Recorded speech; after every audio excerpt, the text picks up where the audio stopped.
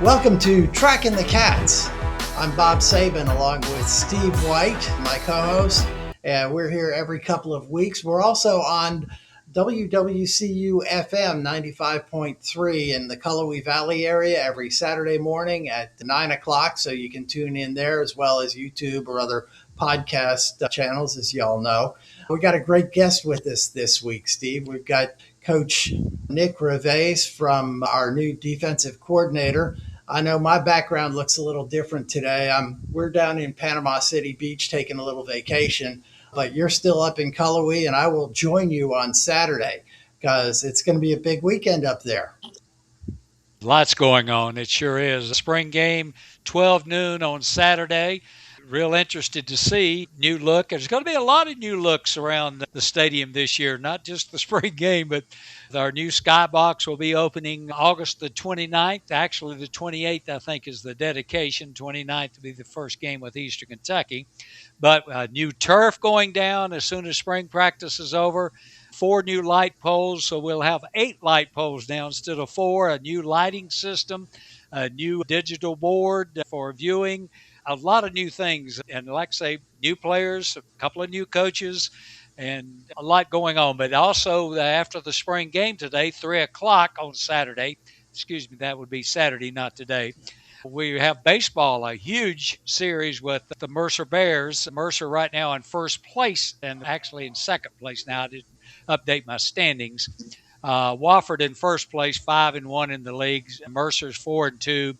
East Tennessee 6-3, and we're right now in fourth place at 3-3. So this will be a big series for our baseball team to find out if we're going to be contenders or pretenders.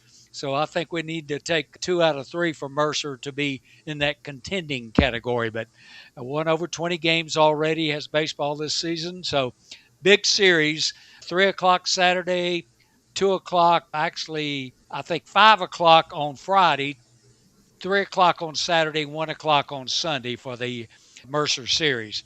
And then softball also having a good season. Absolutely. Third place in the conference behind UNCG and Sanford. They'll be on the road this weekend for a huge series at Sanford, as Sanford's right now a game better than us in the standings. Track and field have a couple of big meets coming up before the Southern Conference Championships, which will be held in Cullowhee again this season. I think that's May the 11th and 12th. It's actually on a Monday and Tuesday as opposed to the weekend. Yeah. Right after our graduation here in Cullowhee.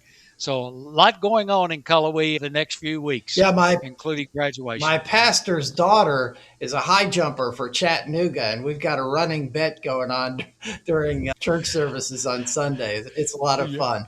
And he actually went to Chattanooga as well. But let's go ahead and bring on our guest. He's been patiently waiting. We've got, as I mentioned, defensive coordinator Nick Reveiz from our new hire. And Steve, why don't you go ahead and introduce him? He's been down at Charleston Southern for the last 3 years. This year, his Charleston Southern defense, the top 10 in a couple of defensive categories in FCS football. Again, led the Big South in some categories, and one of the big ones in pass defense. That's the Big South OVC conference, that combined conferences, since those conferences have shrunk just a little bit over the years. Like I say, at Charleston Southern 3 years before that, he was at VMI. He was at Albany State for 5 seasons. He's led the NCAA Division II in total defense, scoring defense, and went to the D2 playoffs. A lot of success down there for Nick at Albany State. And then he goes back. He started, I think, his coaching career full-time at Carson Newman. For 4 years he was there. That was one of our old rivals back in our NAIA days. We used to play. That was our season opener for many years. Yeah, I don't think it's a big name for many of the folks who have been around the last 20 years, but they used to come over for basketball, football, baseball. It was a good baseball, rivalry. Right. Yeah, great. Division II, still a Division II power, Carson Newman, South Atlantic Conference. Of course, he played at the University of Tennessee 2007 to 10, 2-time team captain for the Volunteers.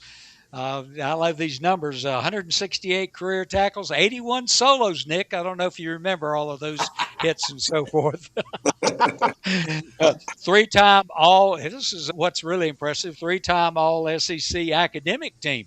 He's way ahead of us, Bob. I don't think we made any all academic team at Well, Western. no, both you and I struggled a little bit. Yeah. That's it back in the day.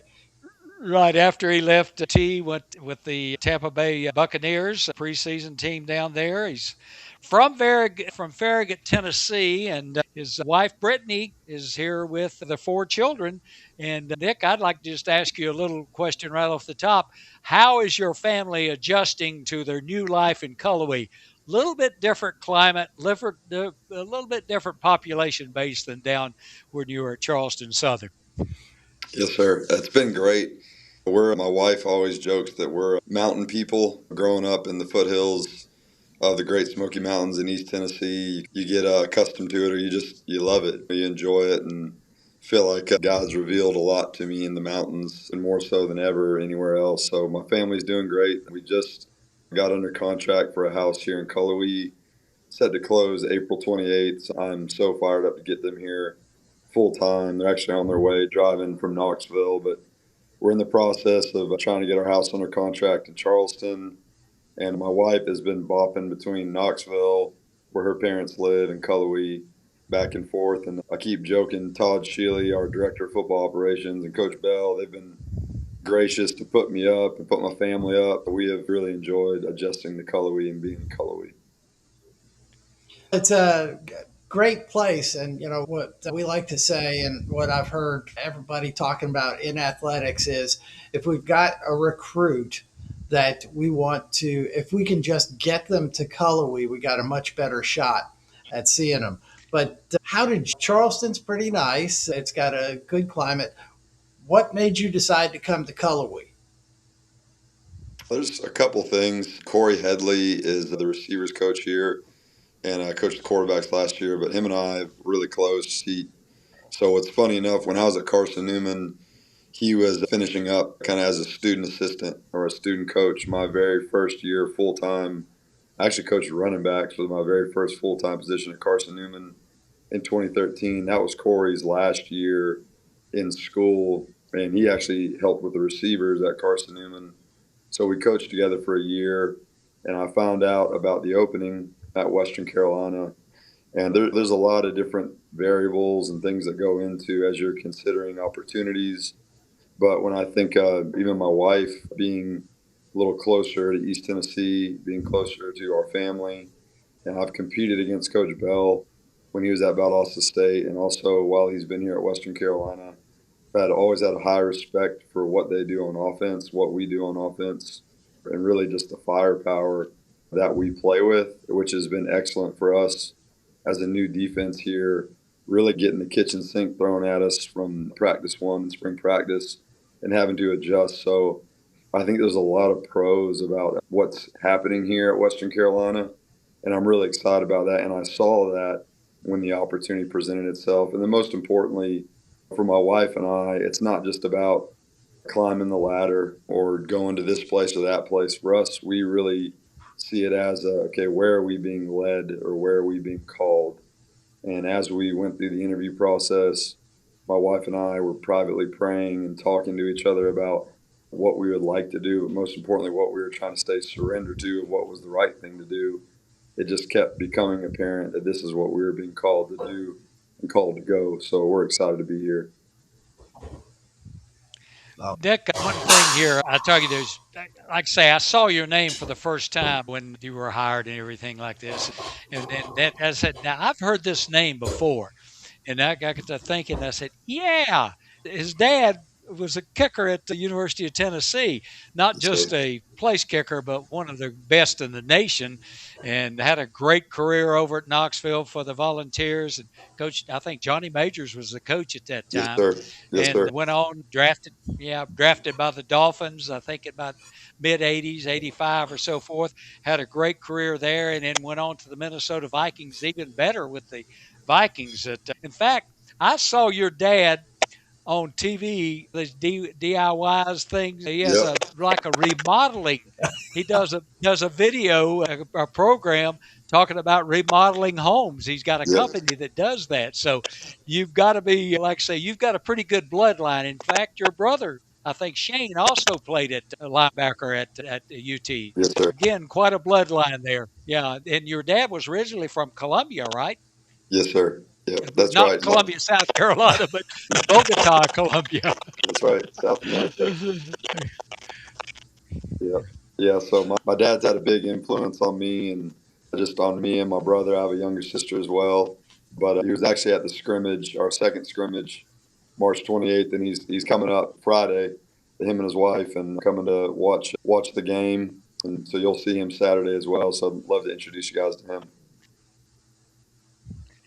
Yeah, and he probably played one of the great kickers at that time. I guess your dad and Dean Biasucci, who played here at Western in the early '80s, drafted about, I think Dean was maybe '86, was drafted, went with the Colts, and had a great career, all pro kicker. So they probably know each other. I'm interested to see your dad and see if he remembers Dean Biasucci from Western Oh yeah, Carolina. yeah. Dad has met a lot of people down his journey, and Yeah, that'd be great. That'd be great. Getting settled here at Western, I'm sure you've watched a lot of the video from last season and seeing what the D side of Western was doing. What do you have as a takeaway to that as far as the pluses and minuses from last year and where you think we can take I this? think anytime you're trying to improve defensively, more so than schematically, you have to start fundamentally. And so for me, for playing good defense, it comes down to tackling well and getting off blocks and trying to uh, not be blocked, get off blocks and make tackles. And so that's the number one place that we've started and that we've tried to put a big emphasis on this spring of improving on. Yes, it's a brand new defense. It will look completely different, which we're excited about. The players are doing an excellent job. I'm really excited about our coaches and players. But the number one thing we have to do well in order to win on defense is we have to tackle and we have to get off blocks. So that's the main thing we've focused on throughout 12 practices. Coach Bell and Coach Wells have really been extremely accommodating to help us do that and to continue to do that. But those are the two things right now that we're focusing on, as well as we're installing a new scheme and they're getting that. But if we can't tackle people and if we can't get off blocks, then we can't win games. So it has to start with those two things.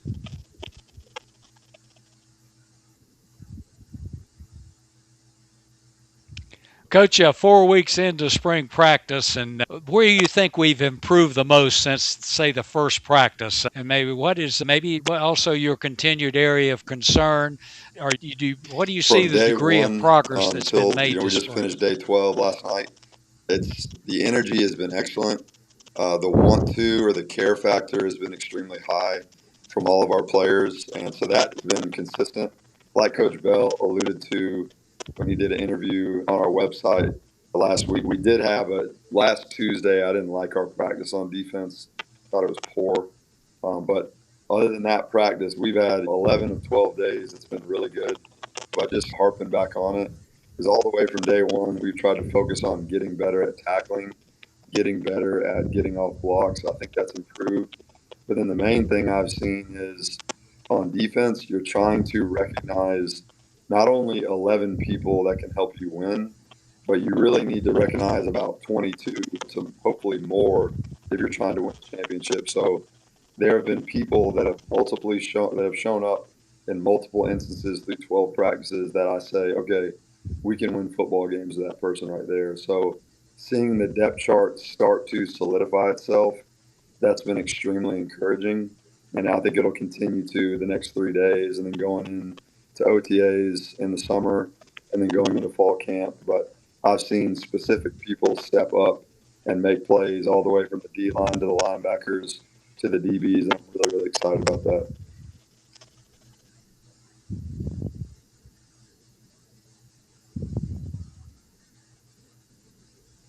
And if you don't mind getting maybe into a couple of specifics on folks who, one, you feel like are going to be strong points for us, and are there any surprises? A couple of guys who have stepped forward that The were advantages that maybe Coach Bell sitting on the talked to me sidelines about last year when I or first off is shown that real improvement.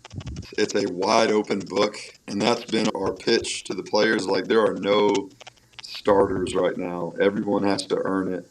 And with the exception of Ken Moore, who's your returning first team All SoCon player on defense, no one else has a ton of significant playing time snaps that really could be evaluated. It's really been great to see all these guys step up. So the advantage you have of a new defense is that you're teaching new people new things and they're excited about those things. So starting from the front to the back, we've seen there's a transfer from Mississippi Gulf Coast named Jabari McWilliams that's going to play defensive end for us. I think he's going to be a really good player. Someone that stepped up, surprised me a little bit, Gavin Rowell, who really hasn't played a lot here. He's been some flashes from him. We have another transfer named Jacoby Diamond from Tuskegee that I think he's going to be really good at the nose position for us as well. At D-line, really like Adrian Stone a lot. That is a returner that's played a little bit in the past. And then going forward as well, a guy named like VJ Baptiste or Veneer.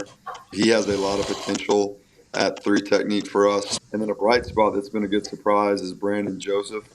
Again, a guy that hasn't played much, but has shown some qualities that we think we can build on.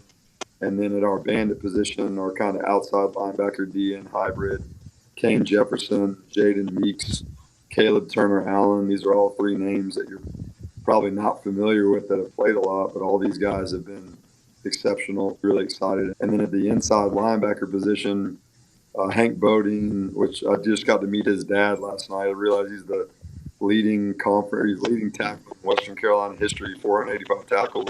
I think I keep joking. I'm telling Hank that record. He's doing an excellent job. I think he's going to be a great player for us. He's going to play a lot.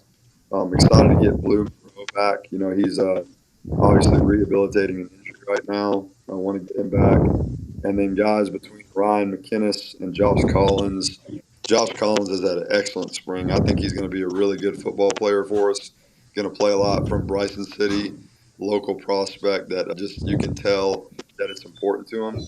These guys have done a really good job. So seeing these guys step up and then continue to build those guys has been really good. Back in and then at corner, we've had a guy that last year, Jaden Cornelius, just played special teams mostly. I think he's going to be an impact player for Florida.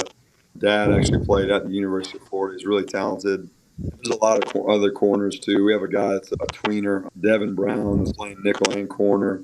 Terrell Poiser's a true freshman that we just signed in January. Christian Robbins, redshirt freshman, is good.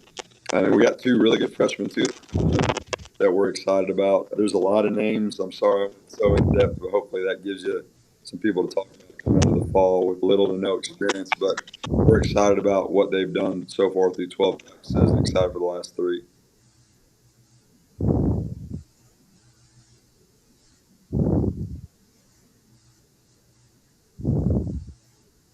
Yeah. Sure.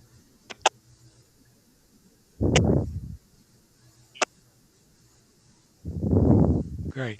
Coach, a lot of people are talking about the new team coming into the Southern Conference next season. They're not new to us at Western Carolina. We used to play them back in the 70s and the 80s every year, one of our early season games when there was the OVC was one of the top football conferences in at that time, Division II. They're coming Tennessee Tech. You've coached against them last season. Did a good job of containing them, held one of their low scores of the season. What are we going to be looking at when they come here this season to play us in Cullowhee with our stadium? So you can I know tell that that university it's been a is long very time committed since to the they've been football over here. program being good. They've invested a lot financially in the NIL program. They've invested a lot. Similarly to us, they have a brand new press box that's going in, a brand new home side that they're building. And Coach Wilder does an excellent job with their team. They do have a brand new offensive coordinator. So I think the offense is going to look a little different than how we've defended it the past 2 years. And we'll have enough game film at that point when we play them. I think it's maybe game 6 or game 5 at that point in the season to know what they're doing exactly. But I know from Coach Wilder's background, he's a quarterback guy and will develop the quarterback. And so I'm actually familiar, too, with the guys that have transferred there. One of them played for when I was at Charleston Southern, and then the other transfer they signed was at the Southeast Missouri State at SEMO, and we also played them as well. So I have a lot of experience with the personnel, the players that they will play on offense, but again, we'll be learning more offensively or what they're going to do schematically as we go throughout the season. But you can expect a team that's going to attack on offense. So we're going to need to attack on defense. And I'm excited for the challenge. I know our players and coaches as well.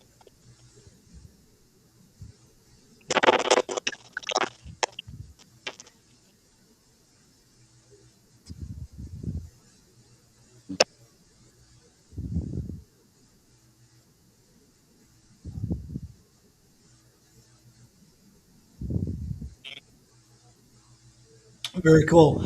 That's really good. I think going to step up, and they're going to be a tough challenge for us. I'm glad we've got them in the Southern Conference now.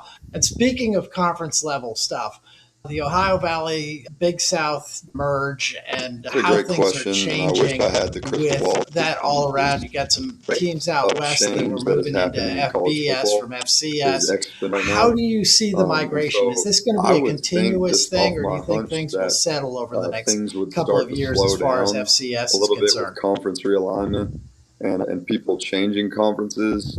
But at the same time, with how NIL is changing things, and I'm sure you've seen last Friday, President Trump signed an executive order to try to limit transfers. I think that will also, depending on the teeth that get sunk into it of what they can enforce, I think that's going to maybe help slow down the rapid change of things. But again, there's just no telling. And the best thing that we can do at Western Carolina is operate in the now and to continue to invest in our players, continue to invest in our team, and to be ready. As Coach Bell says, if they want to play us on a I-40 or come right here to Cullowhee or we got to go wherever, we're ready to play. And that's what we're getting ready to do for this fall. So we're excited.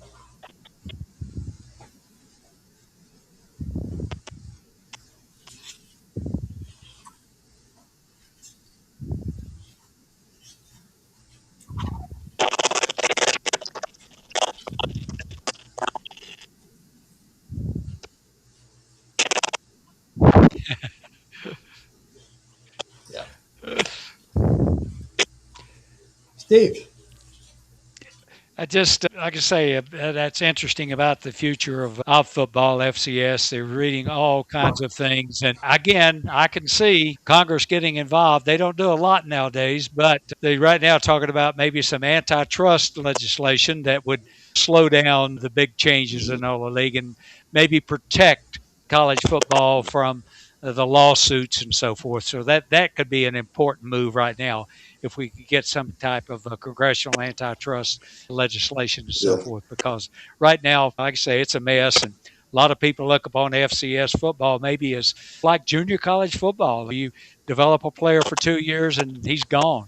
We'd like to slow that down a little bit and be able to keep these guys here for 4 years, and maybe it could be five now. The way the rules are changing, we could have 5 years of eligibility.